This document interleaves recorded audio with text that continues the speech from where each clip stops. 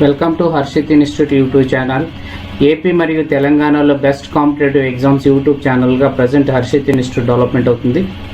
అలానే మంచి mobile app competitive ఎగ్జామ్స్కి హర్షిత్ ఇన్స్టిట్యూట్, దీంట్లో ఫ్రీగా అన్నీ ఉన్నాయి, చూసుకోండి. My name is Venkat. I'm dealing subject Telangana moment.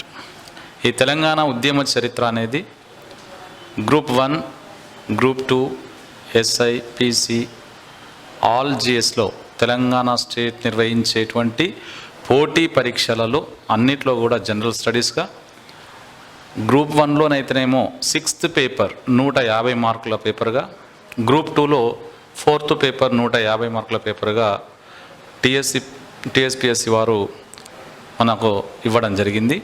So దానిలో కనుక చూసినట్లయితే ఈ 150 మార్కుల పేపర్ని మనకు జనరల్ స్టడీస్లో భాగంగా ఎస్ఐపిసి అదర్ కాంపిటేటివ్ ఎగ్జామ్స్లో మనకు 30 to 40 జనరల్ స్టడీస్లో భాగంగా 30 నుండి 40 మార్కులు మనకు అడగడం జరుగుతుంది.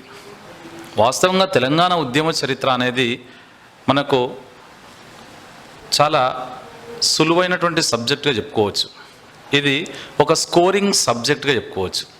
ఎందుకంటే మన కళ్ళ ముందు జరిగినటువంటి ఉద్యమాన్ని మనం ఈజీగా గుర్తుపెట్టుకోవడానికి అవకాశం ఉంది కాబట్టి దీనిలో ఎక్కువగా స్కోర్ చేసేటువంటి అవకాశం ఉంది. కాబట్టి ఈ తెలంగాణ ఉద్యమ చరిత్ర అనేది కనుక చూసినట్లయితే ముఖ్యంగా ఎక్కడి నుండి అడుగుతారు, ఏ ఏరియా నుండి అడుగుతాడు, సిలబస్ ఏంటి, ఇదంతా కూడా మనం ఈరోజు అనాలిసిస్ చేసుకోవడం జరుగుతుంది. మరి ఇక్కడ మనకు తెలంగాణ ఉద్యమం అనే తెలంగాణ ఉద్యమ చరిత్ర అనగానే చాలామంది విద్యార్థులలో ఎలా ఉంటుంది అంటే అది చాలా క్రిటికల్ సబ్జెక్ట్గా ఫీల్ కావడం జరుగుతుంది. కానీ అలా అవసరం లేదు, చాలా సులువైనటువంటి సబ్జెక్ట్ ఇది. మనకు ఒకటే ఆశావాద దృక్పథం అనేది కంపల్సరీ ఉండాలి ప్రతి విద్యార్థికి. నేను సాధించగలుగుతా అనేటువంటి నమ్మకం కనుక ఉన్నట్లయితే ప్రతి ఒక్కరం కూడా మనము అనేక మార్కులు సాధించి, ఎక్కువ మార్కులు సాధించి జాబ్ కొట్టడానికి అవకాశం ఉంటుంది. సో మరి తెలంగాణ ఉద్యమ చరిత్రలో భాగంగా కనుక చూసినట్లయితే ఈరోజు మనము సిలబస్ అనాలిసిస్ చేద్దాం. సిలబస్ అనేది ఏంటి, అసలు ఆ సిలబస్ నుంచి ఎక్కడి నుండి వస్తుంది, ఆ సిలబస్ అనేది ఎన్ని దశలుగా ఉంటుంది, మనకు ఎన్ని దశలుగా విభజించడం జరిగింది అనేది మనం చూస్తాం. ఇందులో ఫస్ట్ తెలంగాణ ఉద్యమ చరిత్ర, ఇది గ్రూప్ 1 6th పేపర్, తర్వాత గ్రూప్ 2 4th పేపర్, రెండు సేమ్ సిలబస్. కాబట్టి ఇక్కడ సిలబస్ కనుక చూసినట్లయితే ముఖ్యంగా ఫస్ట్ తెలంగాణ ఉద్యమ చరిత్రలో ఫస్ట్ దశ తెలంగాణ భావన దశ. సో తెలంగాణ భావన అనేది మొదటి దశ చెప్పుకోవచ్చు. మరి ఈ తెలంగాణ భావన దశ అనేది ఎక్కడి నుండి ఉంటుంది? మనకు తెలంగాణ భావన దశ కనుక చూసినట్లయితే 1948 నుంచి కనుక చూస్తే 1970 వరకు. రెండవది కనుక చూసినట్లయితే ఈ తెలంగాణ భావన దశ, తర్వాత రెండవది సమీకరణ దశ అని చెప్పుకోవచ్చు. సో మరి ఇక్కడ ఈ సమీకరణ దశ కనుక చూసినట్లయితే 1971 నుండి 1990 వరకు. తర్వాత మూడో దశ కనుక చూసినట్లయితే తెలంగాణ రాష్ట్ర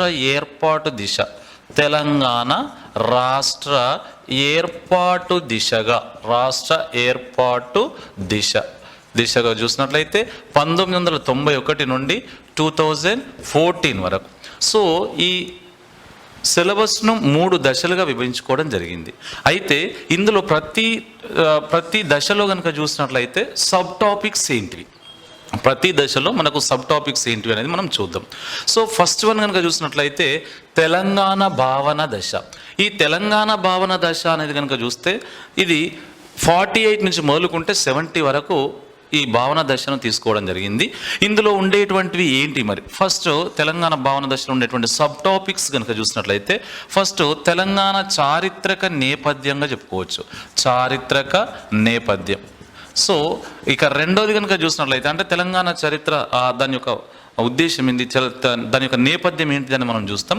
రెండోది కనుక చూసినట్లయితే తెలంగాణ ప్రజల గురించి, తెలంగాణ ప్రజలు, తర్వాత భాష, మాండలికం. ఆ తర్వాత కనుక చూసినట్లయితే దీనిలో జాతరలు, పండుగలు, ఇవన్నీ కూడా దీనిలో రావడం జరుగుతుంది, జాతరలు, పండుగలు. సో నెక్స్ట్ వన్ కనుక చూస్తే మూడోది కనుక చూసినట్లయితే మూడోది ఏంటిది అంటే తెలంగాణ ప్రధాన ప్రాంతాలు. సో తెలంగాణ ప్రధాన ప్రాంతాలుగా చెప్పుకుంటూ ఉంటాం. ఇక్కడ ఈ తెలంగాణ చారిత్రక నేపథ్యం, తెలంగాణ ప్రజలు, భాష, మాండలికాలు, తెలంగాణ ప్రధాన ప్రాంతాలు అనేటువంటి ఈ 3 టాపిక్స్ మనము కల్చర్ పార్ట్గా మనం చెప్పుకోవచ్చు. ఇక మనకు తెలంగాణ ఉద్యమం అనేది ఎక్కడి నుండి ప్రారంభం చేసుకోవచ్చు అంటే, తెలంగాణ ఉద్యమంలో భాగంగా చూస్తే ఫస్ట్ సాలార్ జంగ్ 1 సంస్కరణలు, అంటే సాలార్ జంగ్ 1 పరిపాలన ఏ విధంగా ఉంది, సాలార్ జంగ్ 1 పరిపాలన సంస్కరణలుగా చెప్పుకుంటూ ఉంటాం. నెక్స్ట్ ఇందులో ఇతని పరిపాలనా కాలంలోనే ముల్కీ నాన్ ముల్కీ అంశాల ఆవిర్భావంగా చెప్పుకుంటూ ఉంటాం. రైట్. సో ఇక్కడ సాలార్ జంగ్ 1 పరిపాలన, అసలు సాలార్ జంగ్ 1 ఎవరు, ఈ సాలార్ జంగ్ 1 ఎందుకు వచ్చిండు, అతని పరిపాలనా సంస్కరణలు మనం ఎందుకు నేర్చుకోవాల్సి ఉన్నది అంటే, అతను ప్రవేశపెట్టినటువంటి రిఫార్మ్స్ ఇప్పటి వరకు కొనసాగుతున్నాయి కాబట్టి అతని సంస్కరణల గురించి మనం తప్పకుండా అధ్యయనం చేయాల్సినటువంటి అవసరం ఉంది. అంటే గ్రామాలు, తర్వాత అతను ప్రవేశపెట్టినటువంటి సుభాష్ అంటే ఏంటివి, అవన్నీ కూడా మనం చూస్తూ ఉంటాం. మరి ఇంతకీ సాలార్ జంగ్ 1 ఎవరు ఇంతకు అంటే, 5th నిజాం కాలంలో వచ్చిండా, 4th నిజాం కాలంలో వచ్చిండా, 6th నిజాం కాలంలో, ఎవరి కాలంలో దివాన్ అనేటువంటి అంశాలను అన్నింటి కూడా మనము కూలంకుషంగా తెలుసుకుంటాం. ఇక నెక్స్ట్ ఇందులోనే మనము ముల్కీ నాన్ ముల్కీ అంశాల ఆవిర్భావం ఉంటాం. ముల్కీ అంటే ఎవరు, గైర్ ముల్కీ అంటే ఎవరు, నాన్ ముల్కీ మీన్స్ గైర్ ముల్కీ అనమాట. మరి ఇక్కడ ముల్కీ అంటే లోకల్ క్యాండిడేట్స్ అని అర్థం.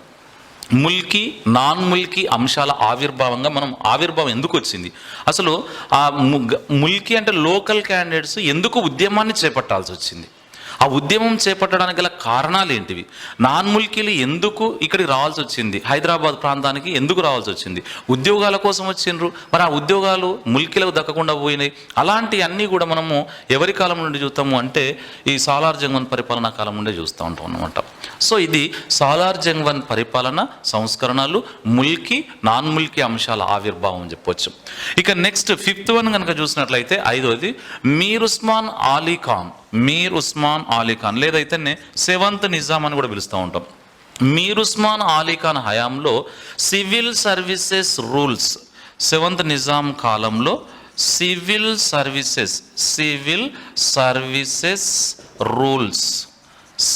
సర్వీసెస్ రూల్స్ మరియు అతని పరిపాలన కాలంలో నిజాం ఏర్పాటు చేసిన విడుదల చేసిన ఫర్మానా, ఆ తర్వాత అతని పరిపాలనా కాలంలో విడుదల చేసినటువంటి ముల్కీ నిర్వచనం ఏంటిది, 1919 నిర్వచనము అని పిలుస్తాం, 1919 నిర్వచనం అని పిలుస్తూ ఉంటాం.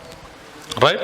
మరి 7వ నిజాం కాలంలో సివిల్ సర్వీసెస్ రూల్స్ ఏం ప్రవేశపెట్టిండు, అతను వాటి కోసం ఏం ఫర్మానా విధించిండు, అతను నిర్వచనం, ముల్కీకి నిర్వచనం ఏమని ఇచ్చిండు. వాస్తవంగా ముల్కీ నిర్వచనం చెప్పేది ఏది అంటే, ఈ 1919 నిర్వచనం, 1919 ఫర్మానా నిర్వచనమే చెప్తా ఉంటుంది. మరి దానిలో అంశాలు ఏంటివి, ఏ విధంగా అతను అందులో ఇచ్చినటువంటి అంశాలను మనం పూర్తిగా చదువుతూ ఉంటాం. ఇక నెక్స్ట్ 6th వన్ కనుక చూసినట్లయితే, ఇందులో భాగంగా 1935 ముల్కీ లీగ్గా పేరొందినటువంటి నిజాం లీగ్ అని పిలుస్తూ ఉంటాం దాన్నే. 1935 ముల్కీ లీగ్గా పేరొందినటువంటి ముల్కీ లీగ్గా పేరొందినటువంటి నిజాం లీగ్ దాని ప్రాధాన్యత, నిజాం లీగ్ దాని యొక్క ప్రాధాన్యత. రైట్. మరి ఇక్కడ 1935 ముల్కీ లీగ్ అంటే ఏంటి, అసలు ఆ ముల్కీ లీగ్ ఎట్లా ఏర్పడింది, మరి ఆ నిజాం సబ్జెక్ట్ లీగ్ అనేది ఎలా మారిపోయింది, అసలు దాని యొక్క నినాదాలు ఏంటివి, ఆ నినాదాలు అనేటివి ఏమిచ్చిండు, ఆ నినాదాలు, ఆ లీగ్ ఇచ్చినటువంటి నినాదం ఏంటి. ముఖ్యంగా 2 నినాదాలు ఉంటాయి, Hyderabad for Hyderabad is Azad Hyderabad. So ఇది నిజాం లీగ్ ఇచ్చినటువంటి, మరి దాని యొక్క ప్రాధాన్యత ఏంది, తర్వాత ఈ ముల్కీ లీగ్ ఏమైపోయింది, ఎందుకు డిజాల్వ్ అయిపోయింది. సో ఇదంతా కూడా దీనిలో మనము చర్చించడం జరుగుతూ ఉంటుంది. ఇక నెక్స్ట్ చూసినట్లయితే దీనిలో భాగంగా 1948 భారత్లో 1948లో భారత సమాఖ్యలో కనుక చూసినట్లయితే 1948 భారత సమాఖ్యలో హైదరాబాద్ రాష్ట్ర విలీనం.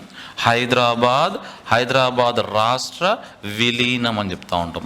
మరి ఇక్కడ 1948 వరకు హైదరాబాద్ భారత సమాఖ్యలో విలీనం కాలేదా? విలీనం అయిందా అంటే విలీనం కాలే. ఎందుకు కాలే? అప్పుడు 1948 వరకు కూడా ఎవరు పరిపాలించడం జరిగింది? సెవెంత్ నిజాం పరిపాలించడం జరిగింది. మరి సెవెంత్ నిజాం పరిపాలిస్తే ఈ సెవెంత్ నిజాం పరిపాలనా కాలంలో ఏ విధంగా ఉన్నటువంటి విషయం ఏంటిది? సో ఇవన్నీ కూడా మనం దీనిలో చూస్తూ ఉంటాం.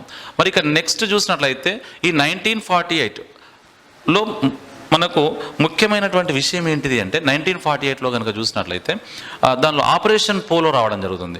ఈ ఆపరేషన్ పోలో వచ్చిన తర్వాత ఏం జరిగింది అని చూసినట్లయితే ఇక్కడ మిలిటరీ వాళ్ళు పరిపాలించడం జరుగుతుంది. జేఎన్ చౌదరి, ఎంకే వెల్లోడి వీళ్ళందరూ కూడా. కాబట్టి 1948 భారత సమాఖ్యలో హైదరాబాద్ రాష్ట్ర విలీనం అని చెప్పొచ్చు. ఆ తర్వాత కనుక చూసినట్లయితే దీనిలో భాగంగా మిలిటరీ రాజ్యంలో ఉద్యోగాల విధానం కూడా చెప్పుకోవచ్చు. మిలిటరీ రాజ్యంలో ఉద్యోగాల విధానం. సో ఉద్యోగాల విధానం ఇది మనకు ఆపరేషన్ పోలో అనంతరం, ఆపరేషన్ పోలో ఫలితంగా ఏమొచ్చింది అంటే మనకు భారత సమాఖ్యలో హైదరాబాద్ విలీనం అయిపోయింది. విలీనమైన తర్వాత జేఎన్ చౌదరి, ఎంకే వెల్లోడి వీళ్ళిద్దరు కూడా గైర్ ముల్కీస్.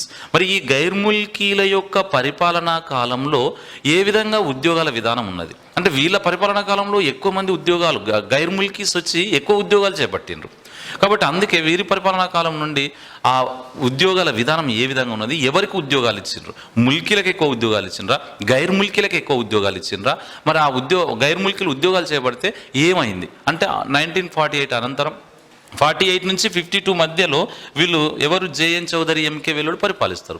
ఆ తర్వాత 52లో మళ్ళీ ఎవరు వస్తారు అంటే మనకు బూరుగుల రామకృష్ణారావు ప్రభుత్వం వస్తుంది. అతని పరిపాలనా కాలంలోనే 1952 ముల్కీ ఉద్యమం రావడం జరుగుతుంది.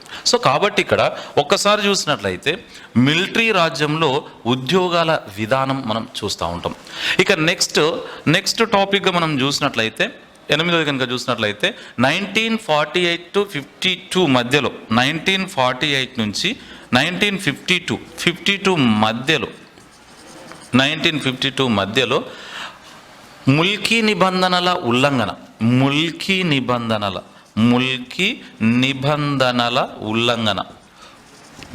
ఉల్లంఘన అని చూస్తూ ఉంటాం. తర్వాత దాని యొక్క పర్యావసనాలు ఏంటి, మరి వాటి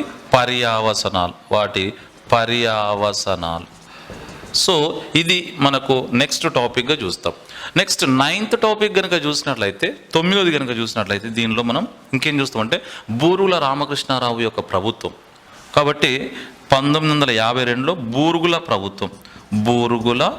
రామకృష్ణారావు ప్రభుత్వం. తర్వాత మంత్రివర్గం ఏర్పాటు. అతని పరిపాలనా కాలంలో ఎవరెవరు మంత్రులు ఉన్నారు, ఏ పదవి స్వీకరించడం జరిగింది, వాళ్ళు ఏ నియోజకవర్గం నుండి గెలుపొందారు, అదంతా కూడా మనం దీనిలో చూస్తూ ఉంటాం. బూరుగుల ప్రభుత్వం, తర్వాత మంత్రివర్గం ఏర్పాటు. సో ఇది మనకు 9th టాపిక్ మనం ఇందులో చూస్తాం. ఇక నెక్స్ట్ ఇతని పరిపాలనా కాలంలోనే బూరుగుల రామకృష్ణారావు ప్రభుత్వంలో ఏమొచ్చింది అంటే 1952 ముల్కీ ఉద్యమం వచ్చింది. ఎందుకు వచ్చింది అనేది మనం చూస్తూ ఉంటాం. సో 10th టాపిక్గా 1952 ముల్కీ ఆందోళన. 1952 ముల్కీ ఆందోళన. తర్వాత సిటీ కాలేజ్ సంఘటన. దీనిలోనే సిటీ కాలేజ్ ప్రాంతంలో కాల్పులు జరుగుతూ ఉంటాయి. ఆ కాల్పులలో చనిపోయినటువంటి వ్యక్తులు అక్కడ 4 చనిపోతూ ఉంటారు. ఆ తర్వాత చాలామంది 147 మంది గాయపడడం జరుగుతుంది. అదంతా కూడా ఇందులో మనం చూస్తూ ఉంటాం. సో కాబట్టి 1952 ముల్కీ ఆందోళన అని చెప్తాం. తర్వాత సిటీ కాలేజ్ సంఘటన.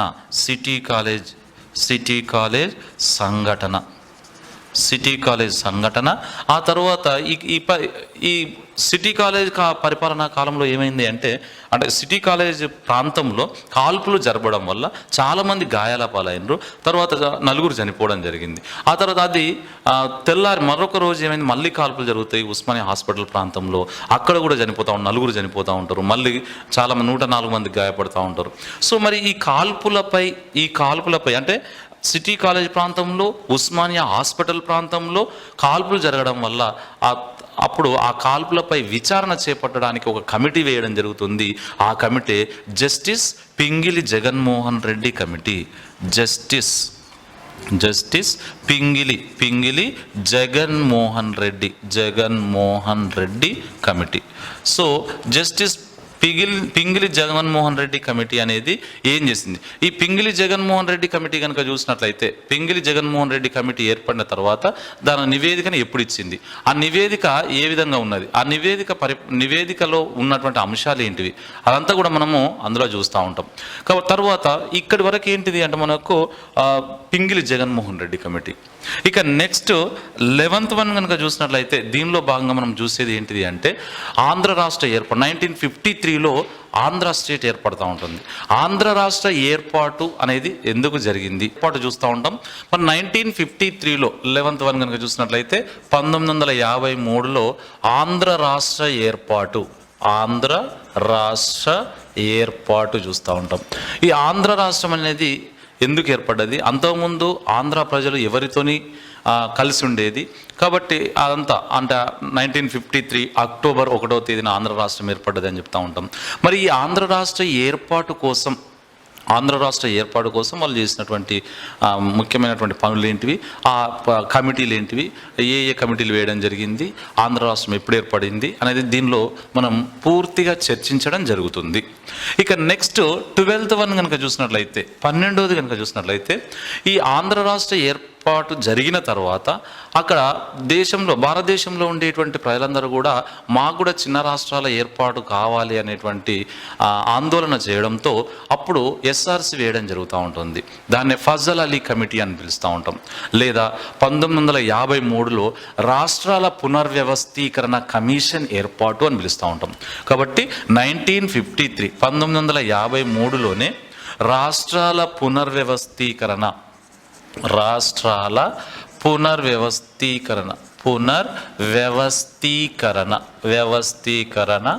కమిషన్ ఏర్పాటు అని చెప్తా ఉంటాం. రైట్, కమిషన్ ఏర్పాటు. దీన్ని ఎస్ఆర్సి అని పిలుస్తూ ఉన్నాం. స్టేట్ రీఆర్గనైజేషన్ కమిషన్ అని పిలుస్తూ ఉంటాం. మరి ఇక్కడ 1953లో రాష్ట్రాల పునర్వ్యవస్థీకరణ కమిషన్ ఏర్పాటు. మరి ఆ కమిషన్ చేసినటువంటి సిఫార్సులు ఏంటివి? దీన్ని మనం ఫజల్ అలీ కమిటీ అని కూడా పిలుస్తూ ఉంటాం. ఈ ఫజల్ అలీ కమిటీలో ఉండేటువంటి సభ్యులు ఎంతమంది, ఫజల్ అలీ కమిటీ ఎప్పుడు ఏర్పడ్డది, ఈ ఫజల్ అలీ కమిటీ ఇచ్చిన నివేదికలో ఉండేటువంటి అంశాలు ఏంటివి, ఇది దీనిలో ఈ టాపిక్లో మనం చర్చించడం జరుగుతూ ఉంటుంది. రైట్. మరి ఇప్పుడు ఎప్పుడైతే ఈ కమిషన్ నివేదిక సమర్పించిన తర్వాత ఈ నివేదికను పార్లమెంట్లో చర్చించడం జరిగింది. అప్పుడు ఆ పార్లమెంట్లో మన డాక్టర్ బిఆర్ అంబేద్కర్ గారు కూడా ఆ చర్చలో పాల్గొనలేకపోయాడు. సో చర్చలో పాల్గొనలేకపోయిన తర్వాత అతని యొక్క అభిప్రాయాలు ఏంటి అనేది మనకు ఒక టాపిక్ మనం చూస్తూ ఉంటాం. కాబట్టి 13th వన్ కనుక చూసినట్లయితే 13వది కనుక చూసినట్లయితే ఎస్ఆర్సిపై చిన్న రాష్ట్రాల ఏర్పాటుపై లేదా ఎస్ఆర్సిపై బిఆర్ అంబేద్కర్ ఆలోచనలు లేదా ఎస్ఆర్సి నివేదికపై బిఆర్ అంబేద్కర్ ఆలోచనలు. అతను చిన్న రాష్ట్రాల గురించి ఏమని చెప్పిండు, చిన్న రాష్ట్రాలే కావాలని ఎందుకు చెప్పిండు, పెద్ద రాష్ట్రాలు ఎందుకు వద్దని చెప్పిండు, పెద్ద రాష్ట్రాలు అయితే డెవలప్మెంట్ అనేది ఉండదు అని చెప్పిండు, చిన్న రాష్ట్రాలు అయితే ఎక్కువ డెవలప్మెంట్ ఉంటుంది అని చెప్పిండు. సో కాబట్టి అతని యొక్క ఆలోచనలు అనేటివి ఏంటి, మరి ఈ ఎస్ఆర్సి పైన ఉండేటువంటి ఈ నివేదికను చర్చించిన తర్వాత, ఎస్ఆర్సిలో ఇచ్చినటువంటి నివేదికను చర్చించిన తర్వాత అతను ఏమని చెప్పిండు అంటే అతను ఒక అభిప్రాయాలను ఒక బుక్ రూపంలో చెప్పడం జరిగింది. అదే థాట్స్ ఆన్ లింగ్విస్టిక్ స్టేట్స్, అలాంటి బుక్ రూపంలో చెప్పడం జరిగింది. సో ఇది 13వది మనం చూస్తూ ఉంటాం. ఇక నెక్స్ట్ 14వ టాపిక్ దీనిలో మనం చర్చించేటువంటిది ఏంటిది అంటే ఇక తర్వాత 1956లో పెద్ద మనుషుల ఒప్పందం, 1956 ఫిబ్రవరి 20వ తేదీన పెద్ద మనుషుల ఒప్పందం రావడం జరుగుతుంది. పెద్ద మనుషుల ఒప్పందం. సో పెద్ద మనుషుల ఒప్పందం ఇది ఎప్పుడు 1956 ఫిబ్రవరి 20వ తేదీన పెద్ద మనుషుల ఒప్పందం, జెంటిల్మెన్స్ అగ్రిమెంట్ అంటూ ఉంటాం. ఈ ఒప్పందం ఫలితంగా ఏం ఏర్పడింది? ఆంధ్రప్రదేశ్ ఏర్పాటు. సో ఆంధ్రప్రదేశ్ ఏర్పాటు చూస్తూ ఉంటాం. సో ఇది మనకు 14వ టాపిక్గా మనము చర్చించేటువంటిది పెద్ద మనుషుల ఒప్పందం. తర్వాత ఆ పెద్ద మనుషుల ఒప్పందం ఫలితంగా ఏం ఏర్పడింది? ఆంధ్రప్రదేశ్. మరి ఆంధ్రప్రదేశ్ ఎప్పుడు ఏర్పడింది అనేది 1956 నవంబర్ 1వ తేదీన ఈ ఆంధ్రప్రదేశ్ ఏర్పడ్డది.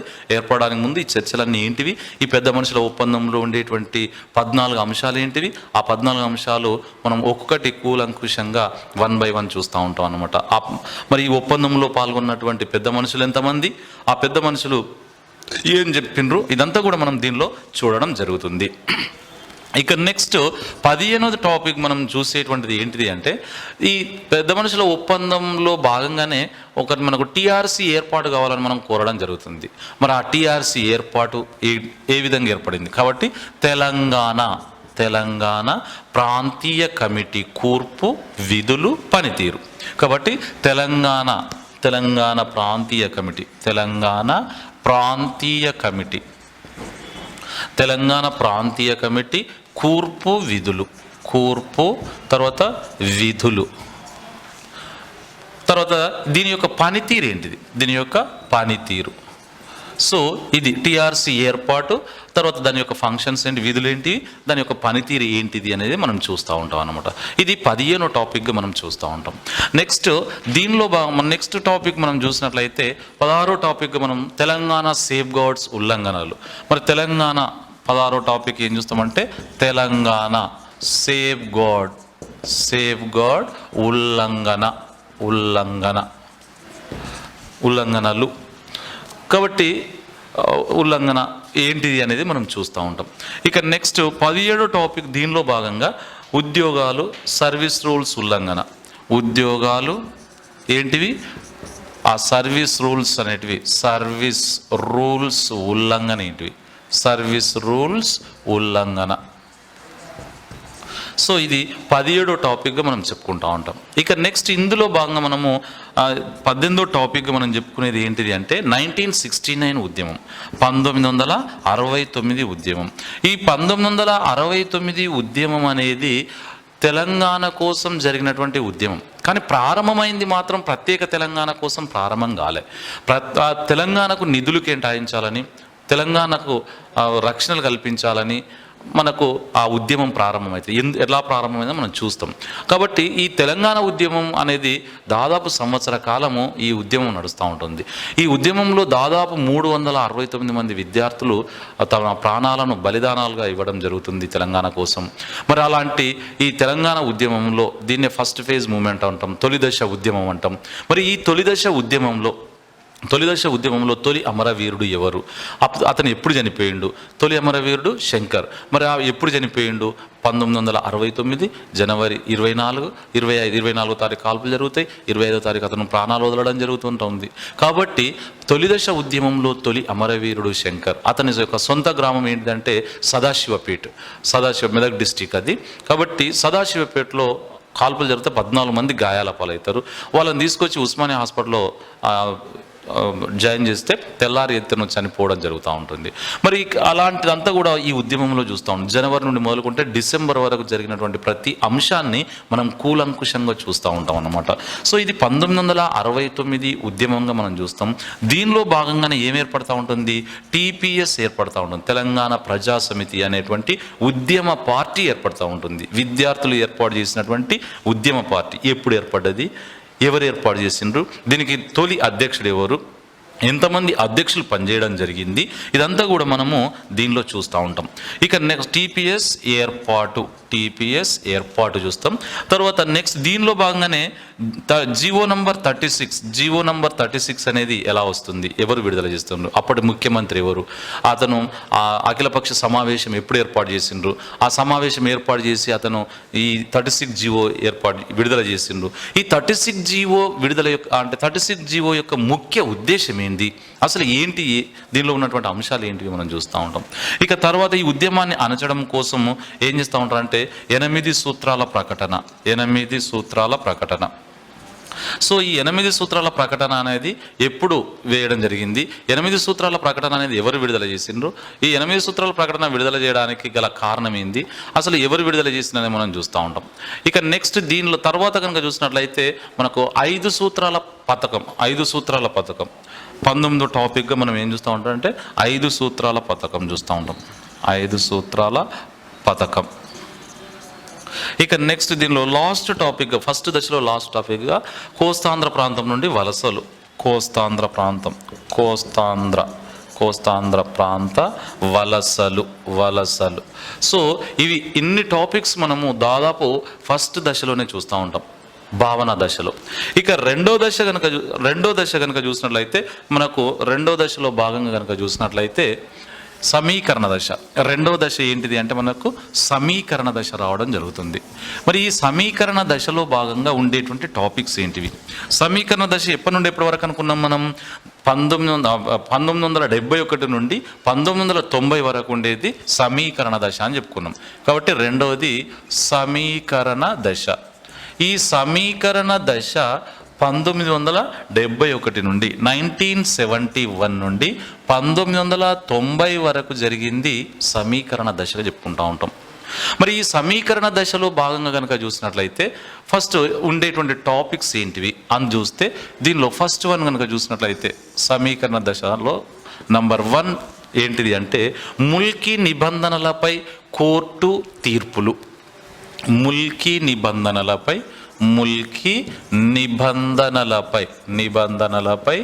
కోర్టు తీర్పులు.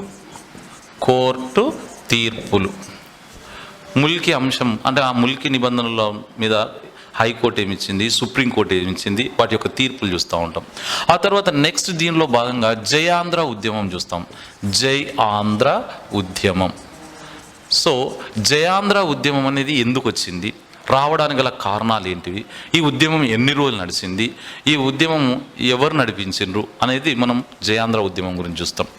నెక్స్ట్ థర్డ్ వన్ కనుక చూసినట్లయితే మూడోది కనుక చూసినట్లయితే 1973లో 6 సూత్రాల పథకం. ఇక్కడ 69 ఉద్యమాన్ని అణచివేయడానికి శ్రీమతి ఇందిరాగాంధీ గారు 8 సూత్రాల ప్రకటన చేసింది. ఇక్కడ జయాంధ్ర ఉద్యమాన్ని అణచివేయడానికి 6 సూత్రాల పథకం అమలు చేసింది. సో కాబట్టి 1973లో 6 సూత్రాల పథకం దానిలో ఉండేటువంటి అంశాలు ఏంటివో చూద్దాం. 73లో 6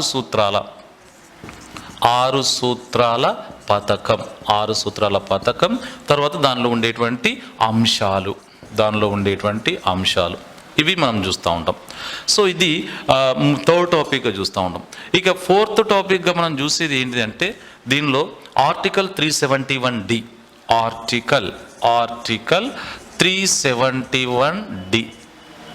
ఆర్టికల్ 371D తర్వాత రాష్ట్రపతి ఉత్తర్వులు.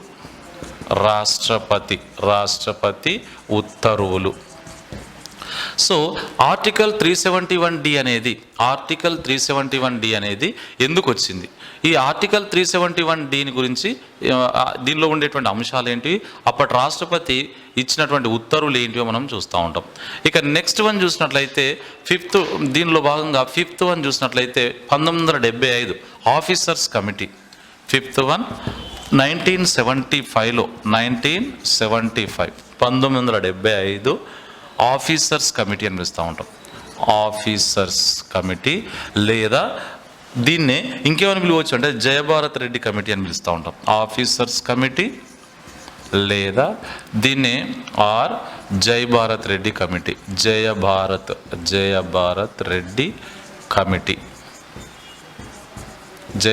రెడ్డి కమిటీ. రైట్. సో ఇది 1975లో. ఆ తర్వాత నెక్స్ట్ ఏం చూస్తూ ఉంటామంటే 610 జీవో 610 జీవో నంబర్ 610 జీవో. ఇది ఏ ప్రభుత్వం విడుదల చేసింది, ఈ 610 జీవోలో ఉండేటువంటి అంశాలు ఏంటివి అనేది మనం దీనిలో చూస్తాం. 610 జీవో ఆధారంగా మనము తెలంగాణ ఉద్యమం మలిదశ ఉద్యమంలో ప్రతిసారి కూడా కేసీఆర్ 610 జీవో అమలు చేయాలని చెప్పిండ్రు. మరి ఆ అంశాలు ఏంటివి, దానిలో ఉండేటువంటి ముఖ్యమైనటువంటి అంశాలు ఏంటివి, అవన్నీ కూడా దీనిలో మనం చూడడం జరుగుతుంది. రైట్. నెక్స్ట్ 7th వన్ కనుక చూసినట్లయితే 7వది నక్సలైట్ ఉద్యమంగా చూస్తాం. నక్సలైట్లు అనేవాళ్ళు ఎవరు, ఈ నక్సలైట్ ఉద్యమం అనేది ఎందుకు వచ్చింది, ఎక్కడ ప్రారంభమైంది అనేది దీనిలో మనం చూస్తూ ఉంటాం, నక్సలైట్ ఉద్యమం. ఇక నెక్స్ట్ 8వది కనుక చూసినట్లయితే దీనిలో ఉండేటువంటిది జగిత్యాల, సిరిసిల్ల, ఉత్తర తెలంగాణ ప్రాంతంలో భూ వ్యతిరేక పోరాటాలన్నీ కూడా ఈ టాపిక్లో మనం చర్చించుకోవడం జరుగుతుంది. జగిత్యాల,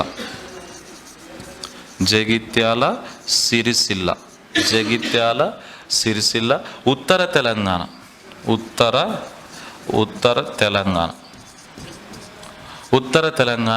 భూ వ్యతిరేక పోరాటాలు, భూ వ్యతిరేక పోరాటాలు. సో ఇది 8వ టాపిక్గా మనం చూస్తూ ఉంటాం. ఇక నెక్స్ట్ ఆదివాసీల తిరుగుబాటు, 9వది ఆదివాసీల తిరుగుబాటు. ఈ ఆదివాసీల తిరుగుబాటు ఏంటిది, వీళ్ళు ఇచ్చినటువంటి ఆ తిరుగుబాటులో ఇచ్చిన నినాదం ఏంటిది, జల్ జంగల్ జమీన్. జల్ జంగల్ జమీన్ అంటే ఏంటిది, అసలు జల్ అంటే నీరు, జంగల్ జమీన్, జల్ జంగల్ జమీన్ అనే నినాదం ఎవరిచ్చిండ్రు, అది ఏంటిది అనేది మనం చూస్తూ ఉంటాం. ఇది 9th టాపిక్గా మనం చూస్తూ ఉంటాం. నెక్స్ట్ దీనిలో 10th టాపిక్ మనం చూసేది ఏంటిది అంటే, 10th టాపిక్ కనుక మనం చూసేది ఉంటే 1980లో ప్రాంతీయ పార్టీల పెరుగుదల.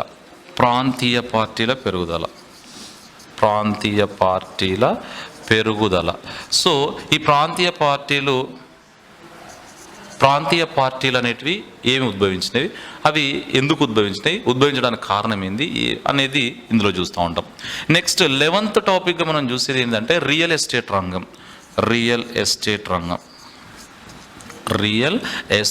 రంగం. ఇక నెక్స్ట్ దీనిలో 12th టాపిక్గా మనం చూసేది 1990లో సరళీకరణ. 1990లో సరళీకరణ ఏంటిది, 1990లో సరళీకరణ ప్రైవేట్ పథకాలు అనేటువంటి టాపిక్, ప్రైవేట్ పథకాలు. సో ఇది 12th వన్గా మనం చూస్తూ ఉంటాం. ఇక నెక్స్ట్ 13th వన్ చూసినట్లయితే 13వది కనుక చూసినట్లయితే 13వది వ్యవసాయ రంగంలో సంక్షోభం ఏంటి, అప్పుడు వ్యవసాయ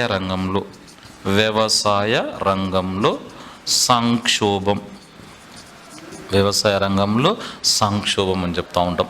ఇక నెక్స్ట్ లాస్ట్ టాపిక్ దీనిలో మనం 14th వన్గా చూసినట్లయితే 14వది ఏంటి అంటే తెలంగాణ అస్తిత్వం కోసం తపన మేధోమథనం.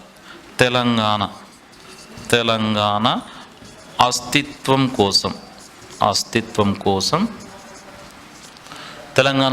కోసం తపన మేధోమథనం. సో ఇది మనకు సెకండ్ అంటే 2వ దశలో సమీకరణ దశలో భాగంగా ఉండేటువంటి టాపిక్స్గా మనం చెప్పుకోవచ్చు. రైట్, ముల్కీ నిబంధనలపై కోర్టు తీర్పులు ఏంటివి, జయాంధ్ర ఉద్యమం ఎందుకు వచ్చింది, 1973లో 6 సూత్రాల పథకం ఎవరు అమలు చేసిండ్రు, ఆ పథకంలో ఉండేటువంటి అంశాలు ఏంటివి, ఆర్టికల్ 371D ఏంటిది, అప్పటి రాష్ట్రపతి ఇచ్చినటువంటి ఉత్తర్వులు ఏంటివి, తర్వాత 1975లో ఆఫీసర్స్ కమిటీ లేదా దాన్నే ఆఫీసర్స్ కమిటీ అని ఎందుకంటారు అంటే దానిలో అందరూ ఐపీఎస్ ఆఫీసర్స్ ఉన్నారు కాబట్టి వాళ్ళని ఆఫీసర్స్ కమిటీ అని చెప్తూ ఉంటాం. తర్వాత 610 జీవో, నక్సలైట్ ఉద్యమం, జగిత్యాల, సిరిసిల్ల, ఉత్తర తెలంగాణ భూ వ్యతిరేక పోరాటాలు, ఆదివాసుల తిరుగుబాటు, ఆ తిరుగుబాటులో ఇచ్చినటువంటి నినాదం, తర్వాత 1980లో ప్రాంతీయ పార్టీల పెరుగుదల ఎందుకు వచ్చింది, రియల్ ఎస్టేట్ రంగం ఏంటిది, తర్వాత 1990లో సరళీకరణ ప్రైవేట్ పథకాలు ఏంటివి, తర్వాత వ్యవసాయ రంగంలో సంక్షోభం ఎందుకు వచ్చింది, అప్పుడు తర్వాత తెలంగాణ అస్తిత్వం కోసం మేధోమథనం ఏంటిది అనేది మనం చూస్తూ ఉంటాం. సో ఇది మనకు సెకండ్ ఉన్నది. ఇక నెక్స్ట్ మూడవ దశగా మనం చెప్పుకుంటూ ఉంటాం. నెక్స్ట్ మూడవ దశ మనం చూసినట్లయితే తెలంగాణ రాష్ట్ర ఆవిర్భావం దిశగా మనం చూస్తూ ఉంటాం. ఆ ఆవిర్భావం దిశగా జరిగినటువంటి ఉద్యమం ఏంటిది అనేది మనం చూస్తాం. కాబట్టి మూడోది కనుక చూసినట్లయితే మూడో దశ తెలంగాణ రాష్ట్ర ఆవిర్భావం దిశగా, తెలంగాణ రాష్ట్ర ఆవిర్భావం దిశగా ఇది ఎప్పటి నుండి ఎప్పటి వరకు జరిగింది? 1991 నుంచి 2014 వరకు, 1991 to 2014, రైట్. 2014 వరకు ఈ ఉద్యమం అనేది జరుగుతూ ఉంటుంది. మరి ఇక్కడ ఈ తెలంగాణ రాష్ట్ర ఆవిర్భావం దిశగా కనుక చూసినట్లయితే దీనిలో ఉండేటువంటి టాపిక్స్ మనం ఏం చూస్తాం? ఫస్ట్ ప్రజా చైతన్యం, ఫస్ట్ వన్ కనుక చూసినట్లయితే ప్రజా చైతన్యం, ప్రజల యొక్క చైతన్యం, ప్రజా చైతన్యం. ఆ తర్వాత ప్రజా చైతన్యం, పౌర సంఘాల ఆవిర్భావం అని చెప్తూ ఉంటాం. పౌర సంఘాల ఆవిర్భావం. సో ఇది మొదటి టాపిక్గా మనం థర్డ్ పార్ట్లో ఫస్ట్ లెసన్గా చెప్పుకుంటాం. నెక్స్ట్ రెండో చాప్టర్ మనం చూస్తే సభలు. ఈ సభలలో మనం ముఖ్యంగా భువనగిరి సభ, తర్వాత తెలంగాణ మహాసభ, వరంగల్ మహాసభ, ఈ వరంగల్ సభలు, వరంగల్ డిక్లరేషన్, ఇవన్నీ కూడా దాదాపు సభలు మనం చూస్తూ ఉంటాం. ఒక 30-40 సభలు చూస్తూ ఉంటాం. ఇందులో ఈ సభల ద్వారా ప్రజలను చైతన్యం చేయడం జరిగింది. ప్రజలను చైతన్యం చేస్తూ మన తెలంగాణ మనకు కావాలని అప్పుడు ఈ సభల ద్వారా ప్రజలలో చైతన్యం తీసుకురావడం జరిగిందని చెప్పుకోవచ్చు. కాబట్టి ఆ సభల గురించి ప్రతి సభ, ఆ సభకు అధ్యక్షులు ఎవరు, ఆ సభలలో వక్తలు ఎవరు, ఆ సభకు హాజరైన ముఖ్యమైన నాయకులు ఎవరు, ఆ సభలలో తీర్మానం చేసిన తీర్మానాలు ఏంటివి, ఇవన్నీ కూడా మనము ఈ సభలలో చూస్తాం. ఇక నెక్స్ట్ వన్ చూసినట్లయితే మనకు దీనిలో మూడో టాపిక్గా మనం ఏం చూస్తాము అంటే తెలంగాణ అంశాన్ని లేవనెత్తడంలో తెలంగాణ కాంగ్రెస్ మరియు భాజపాల యొక్క ప్రయత్నాలు ఏంటి, అంటే భారతీయ జనతా పార్టీ యొక్క ప్రయత్నాలు ఏంటి అని మనం చూస్తాం. కాబట్టి థర్డ్ వన్ కనుక చూసినట్లయితే తెలంగాణ అంశం లేవనెత్తడంలో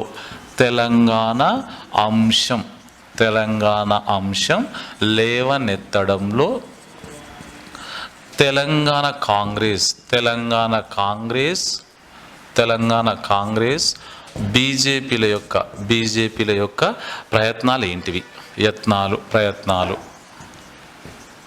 రైట్. సో ఇది మూడో చూస్తాం. ఇక నెక్స్ట్ ఫోర్త్ వన్, దీనిలో టీఆర్ఎస్ పార్టీ ఏర్పాటు. తెలంగాణ రాష్ట్ర సమితి ఎప్పుడు ఏర్పడ్డది, ఎవరు ఏర్పాటు చేసిండ్రు? కేసీఆర్ ఏర్పాటు, అధినేత కేసీఆర్ అని చెప్తాం. మరి ఈ కేసీఆర్ అంతకుముందు ఏ పార్టీలో ఉన్నాడు, ఏం పనిచేసిండు? అతను టీడీపీలో ఉన్నాడా, కాంగ్రెస్లో ఉన్నాడా అంటే కాంగ్రెస్ టీడీపీ రెండిట్లో పనిచేసి తర్వాత సొంతంగా టీఆర్ఎస్ పార్టీ ఏర్పాటు చేయడం జరుగుతుంది. ఈ టీఆర్ఎస్ పార్టీ ఎప్పుడు ఏర్పడింది, ఎక్కడ ఏర్పడింది? ఈ టీఆర్ఎస్ పార్టీ తొలి ఎన్నికలలో ఏ గుర్తుతో పోటీ చేసింది? ఇవన్నీ కూడా మనము దీనిలో చర్చించుకోవడం జరుగుతుందన్నమాట. టీఆర్ఎస్ పార్టీ ఏర్పాటు. ఇక నెక్స్ట్ ఫిఫ్త్ వన్ కనుక చూసినట్లయితే, ఐదోది కనుక చూసినట్లయితే టీఆర్ఎస్ పార్టీ ఏర్పడిన తర్వాత మొట్టమొదటిసారిగా లోకల్ ఎలక్షన్స్ అంటే స్థానిక ఎన్నికలలో పాల్గొన్నది. ఆ స్థానిక ఎన్నికల అనంతరం మళ్ళీ జనరల్ ఎలక్షన్స్ రావడం జరిగింది, అసెంబ్లీ ఎన్నికలు. అవే 2004 ఎలక్షన్స్. కాబట్టి 2004 ఎన్నికలు పొత్తులు అని పిలుచు. మరి 2004 ఎన్నికలలో టీఆర్ఎస్ పార్టీ ఎవరితో పొత్తు పెట్టుకున్నది? టీఆర్ఎస్ పార్టీ పోయి పొత్తు పెట్టుకున్నదా, కాంగ్రెస్ వచ్చి టీఆర్ఎస్తో పొత్తు పెట్టుకున్నదా అని చూస్తే కాంగ్రెస్ టీఆర్ఎస్తో పొత్తు పెట్టుకున్నట్టుగా మనకు కనబడుతుంది. కాబట్టి ఇక్కడ టీఆర్ఎస్ పార్టీ ఎన్నికలలో 2004 ఎన్నికలలో టీఆర్ఎస్ పార్టీ ఎన్ని ఎమ్మెల్యే సీట్లు సాధించడం జరిగింది, ఎంపీ సీట్లు ఎన్ని సాధించడం జరిగింది, అదంతా కూడా మనము ఈ 2004 ఎన్నికల్లో మనం చూస్తాం, ఈ టాపిక్లో చూస్తూ ఉంటాం. ఆ తర్వాత నెక్స్ట్ దీనిలో గిర్గ్లానీ కమిటీ ఏర్పాటు, గిర్గ్లానీ కమిటీ ఏర్పాటు జరుగుతుంది. తర్వాత ఇంకా ప్రణబ్ ముఖర్జీ కమిటీ చూస్తూ ఉంటాం. Pranab Mukherjee committee. So Pranab Mukherjee committee ఏర్పాటు, ఈ ప్రణబ్ ముఖర్జీ కమిటీ చూస్తాం, గిర్గ్లానీ కమిటీ, ఇవన్నీ కూడా మనం దీనిలో చూస్తూ ఉంటాం. నెక్స్ట్ సెవెంత్ వన్ కనుక చూసినట్లయితే ఏడవది 2009 ఎన్నికలు పొత్తులు. 2009 ఎన్నికలు పొత్తులు, రైట్. మరి ఇక్కడ 2004లో ఈ ఎన్నికలలో ఎవరితో పొత్తు పెట్టుకున్నది? టీఆర్ఎస్ పార్టీ అంటే కాంగ్రెస్తోని. తర్వాత మరి 2009 ఎన్నికలు దేనితో పొత్తు పెట్టుకున్నది? టీడీపీతో పొత్తు పెట్టుకున్నది. మరి ఇప్పుడు ఎన్ని అసెంబ్లీ సీట్లు సాధించింది? 2004లో ఎన్ని సీట్లు సాధించింది? దిస్ కంపారిజన్ చేస్తూ మనం చెప్పుకుంటూ ఉంటాం అన్నమాట. రైట్. సో ఇది 7th topic. Next 8th topic కనుక చూసినట్లయితే హైదరాబాద్ ఫ్రీ జోన్ వ్యతిరేక పోరాటంగా మనం చూస్తూ ఉంటాం. మరి హైదరాబాద్ ఫ్రీ జోన్ అని సుప్రీంకోర్టు తీర్పు ఎందుకు ఇచ్చింది? అసలు ఆ ఫ్రీ జోన్ అని ఎవరన్నారు, ఎందుకన్నారు, ఎన్ని జోన్లు ఉండే, ఇవన్నీ కూడా మనం దీనిలో చూస్తాం. కాబట్టి 8th చాప్టర్ ఏంటిది అంటే మనము Hyderabad free zone, Hyderabad free zone వ్యతిరేక పోరాటం. హైదరాబాద్ ఫ్రీ జోన్ వ్యతిరేక పోరాటం అనేది ఎందుకు వచ్చింది? మనం ఎందుకు పోరాటం చేసినాం ఫ్రీ జోన్కు వ్యతిరేకంగా అంటే హైదరాబాద్ ఫ్రీ జోన్ అని తీర్పునిచ్చింది సుప్రీంకోర్టు. ఏ రోజు ఇచ్చింది? ఎవరు ఉద్యమం చేసింది దానికోసం? దీన్ని 14F ఉద్యమం అని కూడా పిలుస్తూ ఉంటాం. ఈ ఫ్రీ జోన్ ఉద్యమం లేదా 14F ఉద్యమం అనేది ఎన్ని రోజులు జరిగింది, ఎవరెవరు చేసిండ్రు, అందులో ఎవరు పాల్గొన్నారు అనేది దీనిలో చూస్తూ ఉంటాం. నెక్స్ట్ 9th టాపిక్ చూసినట్లయితే కేసీఆర్ ఆమరణ నిరాహార దీక్ష. కేసీఆర్ ఆమరణ నిరాహార దీక్ష. కేసీఆర్ ఆమరణ నిరాహార దీక్ష. మరి ఈ ఆమరణ నిరాహార దీక్ష ఏ రోజు చేసిండు? ప్రత్యేక తెలంగాణ రాష్ట్ర ఏర్పాటు కోసం కేసీఆర్ గారు ఆమరణ నిరాహార దీక్ష ఎన్ని రోజులు చేపట్టిండు? 11 రోజులు. ఎప్పుడు స్టార్ట్ చేసిండు? 2009 నవంబర్ 29వ తారీఖున ప్రారంభం చేస్తే డిసెంబర్ 9వ తారీఖున ఈ నిరాహార దీక్ష విరమించడం జరుగుతుంది. రైట్. మరి ఇక్కడ ఈ నిరాహార దీక్షలో భాగంగా ఏం జరిగింది? 29వ తారీఖు ఏం జరిగింది? 30వ తారీఖు ఏం జరిగింది? డిసెంబర్ 1వ తారీఖు ఏం జరిగింది? 2009 డిసెంబర్ 1, 2వ తారీఖు ఏం జరిగింది? 4వ తారీఖు ఏం జరిగింది? 5, 6, 7, 8, 9వ తారీఖు వరకు చూస్తూ ఉంటాం. ప్రతిరోజు మనం చూస్తూ ఉంటాం. ఇంకా ఇందులో భాగంగా చూసినట్లయితే 2009 డిసెంబర్ 9వ తారీఖున కేంద్రం ప్రత్యేక తెలంగాణ రాష్ట్రాన్ని ఏర్పాటు చేయడానికి సిద్ధమవుతున్నట్లుగా ప్రకటన చేయడం జరిగింది. అంటే అప్పుడు ప్రకటన చేసినటువంటి సమయంలో ఇతను కేసీఆర్ గారు దీక్ష విరమించడం జరుగుతుందన్నమాట. కాబట్టి దీక్ష విరమించిన తర్వాత కేంద్రం అనౌన్స్మెంట్ చేసిన తర్వాత దీక్ష విరమిస్తారు. విరమించిన తర్వాత తెల్లారికి మళ్ళా కొద్ది రోజుల తర్వాత ఏం జరుగుతుంది అంటే 2వ ప్రకటన చేస్తుంది కేంద్రం. ఆ 2వ ప్రకటన తెలంగాణ ఇప్పుడే మేము ఇవ్వము అనేటువంటి ప్రకటన చేయడంతో వెంబడి ఏం జరుగుతుంది అంటే జేఏసీ ఏర్పాటు జరుగుతుంది. జేఏసీ ఏర్పాటు, జాయింట్ యాక్షన్ కమిటీ, రాజకీయ జేఏసీ ఏర్పాటు అని పిలుస్తూ ఉంటాం. మరి ఈ జేఏసీ ఏర్పాటు ఎక్కడ జరిగింది? అన్ని పార్టీలన్నీ కూడా కలిసి జేఏసీని ఏర్పాటు చేసుకున్నారు. మరి ఈ జాయింట్ యాక్షన్ కమిటీ ఎక్కడ ఏర్పడింది?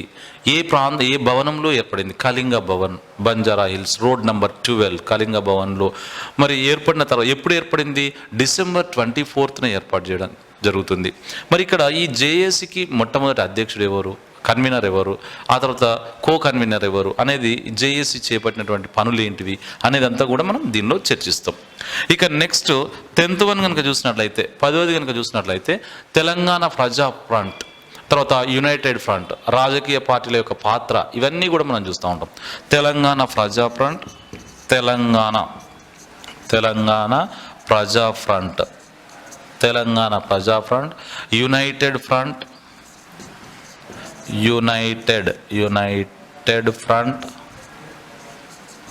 నెక్స్ట్ ఇంకేం చూస్తాం మనం? రాజకీయ పార్టీల పాత్ర.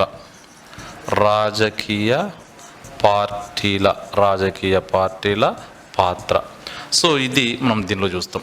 ఆ తర్వాత 11th టాపిక్గా మనం చూసినట్లయితే ప్రధాన నిరసనలు, తెలంగాణ కోసం ఆత్మ బలిదానాలు, విద్యార్థులు చేసుకున్నటువంటి ఆత్మ బలిదానాలు ఏంటివి? ప్రధాన నిరసనలు,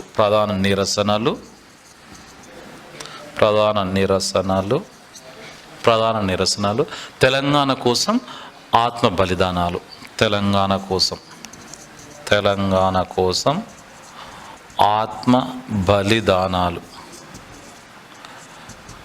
మరి ఇక్కడ తెలంగాణ కోసం ఆత్మ బలిదానం చేసుకున్నటువంటి వ్యక్తులు ఎవరు? ఈ తెలంగాణ కోసం ఆత్మ బలిదానం అనేది మొట్టమొదటి ఎవరు చేసుకోవడం జరిగింది? మలిదశ ఉద్యమంలో తొలి అమరవీరుడు ఎవరు? అదంతా కూడా మనము దీనిలో చర్చించడం జరుగుతుంది అన్నమాట. ఇక నెక్స్ట్ వన్ కనుక చూసినట్లయితే దీనిలో భాగంగా మనం ఏం చూస్తామంటే తెలంగాణలో సాంస్కృతిక పునరుజ్జీవనం. తెలంగాణలో సాంస్కృతిక పునరుజ్జీవనం. తెలంగాణలో సాంస్కృతిక పునరుజ్జీవనం. రైట్. సో ఇది 12వది.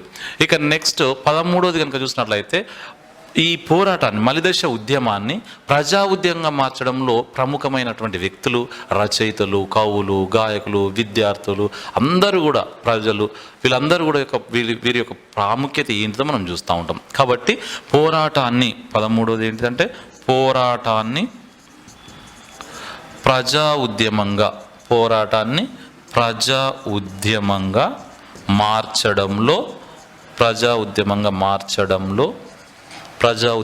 మార్చడంలో రచయితలు ఎవరు? రచయితలు, కవులు, రచయితలన్నా కవులన్నా ఒకటే, తర్వాత గాయకులు, వీళ్ళ యొక్క పాత్ర ఏంటిది, విద్యార్థులు వీళ్ళ యొక్క పాత్ర ఏంటిదో మనం చూస్తూ ఉంటాం. ఇక నెక్స్ట్ టాపిక్ మనం చూసినట్లయితే మనకు 14వ టాపిక్ మనం చూసినట్లయితే ఉద్యమం యొక్క తీవ్ర రూపం ఏంటిది? ఉద్యమం యొక్క తీవ్ర రూపం. సో ఉద్యమ తీవ్ర రూపం చూస్తూ ఉంటాం. 14వది ఉద్యమ తీవ్ర రూపం.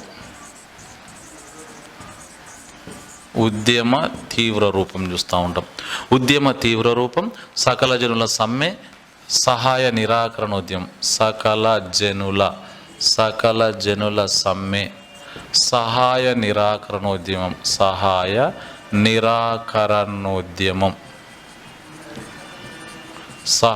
నిరాకరణోద్యమం. ఇది అంటే ఇంకా ఇలాంటి సడక్ బంధు, సంసద్ యాత్ర, వంట వార్పు, ఇవన్నీ కూడా మనము దీనిలో ఉద్యమ తీవ్ర రూపంలో మనం చూడడం జరుగుతుందన్నమాట. 14th one. Next 15th one కనుక చూసినట్లయితే 15వది కనుక చూసినట్లయితే పార్లమెంటరీ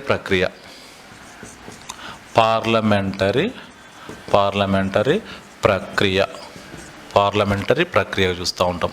నెక్స్ట్ 16వది శ్రీకృష్ణ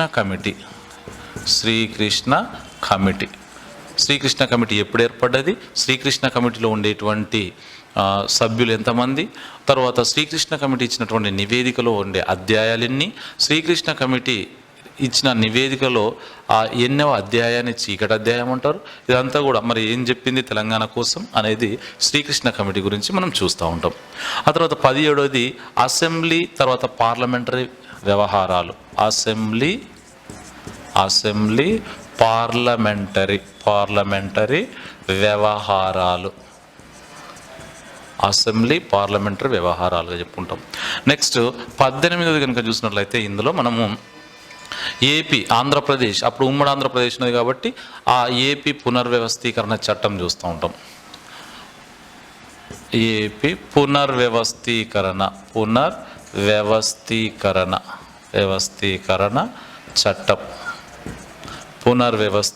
చట్టం చూస్తూ ఉంటాం. నెక్స్ట్ దీనిలో 19వ టాపిక్గా మనం చూసినట్లయితే 2014 ఎన్నికలు. ఈ ఎన్నికలలో ఏ పార్టీకి ఎన్ని సీట్లు వచ్చినాయో చూస్తూ ఉంటాం. తర్వాత ఎన్నికలు తెరాస విజయం, తెలంగాణ రాష్ట్ర సమితి విజయం. సో ఇది చూస్తాం. లాస్ట్ వన్ చూసినట్లయితే ఇక్కడ తెలంగాణ తొలి ప్రభుత్వం ఎవరు? తెలంగాణ తొలి ప్రభుత్వం. సో ఇది మనకు టోటల్గా ఉండేటువంటి, అంటే అది గ్రూప్ 1, గ్రూప్ 2లో ఉండేటువంటి టోటల్ సిలబస్. ఈ సిలబస్ నుంచి మనకు గ్రూప్ 1లో 150 మార్కులు, గ్రూప్ 2లో 150 మార్కులు, అదర్ ఎస్ఐ, పీసీ, తర్వాత అదర్ కాంపిటేటివ్ ఎగ్జామ్స్ వాటిలో భాగంగా జనరల్ స్టడీస్లో భాగంగా మనకు 30 నుండి 40 మార్కులు రావడం జరుగుతుంది. కాబట్టి ఇది చాలా ఉపయుక్తమైనటువంటిదిగా మనం చెప్పుకోవచ్చు.